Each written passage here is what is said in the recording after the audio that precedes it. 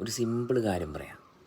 കാരണം എല്ലാവരും അറിഞ്ഞതും മനസ്സിലാക്കിയതും ചെയ്യുന്ന പ്രവൃത്തികളും ഓരോന്നും അവനവന് വേണ്ടി മാത്രമുള്ളതാണ്. അപ്പോൾ നമ്മളത് ബാധിക്കാതെ കൊണ്ടുപോകണമെങ്കിൽ നമ്മൾ കാണുകയും കേൾക്കുകയും അവസ്ഥയിൽ അതിൻ്റെ ഉള്ളിലേക്ക് കയറി ചെല്ലണം. കാരണം ഒരാളുടെ പ്രസൻസ്, മനസ്സിലായോ? ഒരാളുടെ പ്രസൻസ്, അയാൾ ജീവനോടെ ഇരിക്കുന്നുണ്ട് എന്നുള്ള അവസ്ഥ മാത്രം നമ്മൾ ഫീൽ ചെയ്താൽ മതി. കാരണം അതിന് നമ്മളെ ജീവനുമായിട്ടുള്ള നമ്മുടെ ബന്ധം, അല്ലെങ്കിൽ നമ്മളിൽ നമ്മൾ എളിമപ്പെട്ടിരിക്കുന്ന ആ അവസ്ഥ കൊണ്ടുവരണം.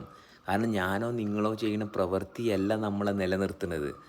ഈ ചെയ്യുന്ന പ്രവൃത്തിയിലാണ് നമ്മൾ നിലനിൽക്കുന്നത്. അല്ല എൻ്റെ കയ്യിലുള്ള ക്യാഷാണ് എന്നെ നിലനിർത്തുന്നതെന്ന് തോന്നുമ്പം മറ്റുള്ളവർ ചെയ്യുന്ന പ്രവൃത്തിയിൽ നമ്മൾ പെട്ടുപോകും.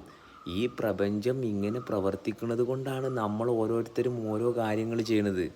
അപ്പം മറ്റൊരാൾ ചെയ്യുന്ന പ്രവൃത്തി അത് നല്ലതായാലും ചീത്തയായാലും അത് കംപ്ലീറ്റ്ലി അയാൾക്കുള്ളതാണ്. അപ്പോൾ ആ ചെയ്യുന്ന പ്രവൃത്തിയിൽ നമ്മൾ പെട്ടുപോണത് നമ്മളും ഒരുപാട് പ്രവൃത്തികൾ ചെയ്തിട്ട് നമ്മളെ തന്നെ പെടുത്തുന്നതുകൊണ്ടാണ്. മറിച്ച് അയാൾ ജീവനോടെ അവിടെ ഉണ്ട്. ഓ, ഞാനും ഇവിടെ ജീവനോടുണ്ട്. എന്തൊരു സിമ്പിൾ കാര്യമാണ്. അയാൾ എന്ത് വേണമെങ്കിലും ചെയ്യട്ടെ. അയാൾ ചെയ്യുന്നത് എൻ്റെ ഉള്ളിലേക്ക് ഞാൻ എടുക്കുമ്പോഴല്ലേ, അല്ല അയാളുമായിട്ട് ഞാനൊരു അവിഹിതമായിട്ടുള്ളൊരു ബന്ധം ഉണ്ടാക്കുമ്പോഴല്ലേ പ്രശ്നമുള്ളൂ. ഇത് ഓൾറെഡി ഉള്ള ബന്ധത്തിൽ ഓരോരുത്തർ ഓരോന്ന് കാട്ടിക്കൂട്ടുന്നു. നമ്മളെന്ത് ചെയ്യാനാണ്? നമ്മളൊന്നും ചെയ്യാനില്ല. നമുക്ക് അയാളെയും കൂടി, അയാൾ ചെയ്ത പ്രവൃത്തിയെ മാറ്റിയിട്ട് ആ ആളുമായിട്ടുള്ള ബന്ധം, അത് ഓൾറെഡി ഉള്ള ബന്ധമാണ്. ആ ബന്ധം മാത്രമേ നോക്കേണ്ട കാര്യമുള്ളൂ. ബാക്കിയുള്ളത് ചെയ്യുന്നവർ ചെയ്യട്ടേന്നേ.